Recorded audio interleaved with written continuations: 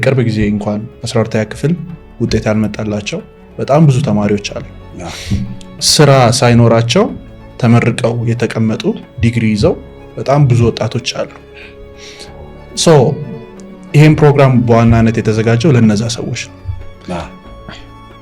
እነዚህ ሰዎች ሪሊ ውጤታማ ሆነው ከዚህ በኋላ ለመኖር ህይወታቸውን ለመቀየር ታለንታቸውን እየፈለጉ ታለንታቸውን እስከሚያገኙ ድረስ ቢሄዱ ነው ሰጀስት የምታደርጉት ወይንስ ስኪል አሁን ተምረው እየተገበሩ ቢሄዱ ይሻላል?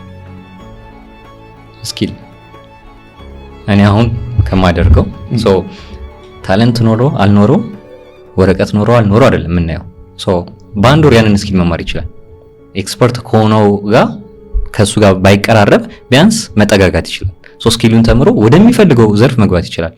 ላንተ አሁን ፎቶግራፊ ላይ ትሰራለህ፣ ቪዲዮግራፊ ትሰራለህ። በአንድ ወር ስልጠና ቢዝነስ ላይ መግባት ይችላል። ንግድ ላይ ገባ ብትባል ሰልጥነው መግባት ይችላል። ግዴታ ታለንት መሆን አይጠበቅብህ።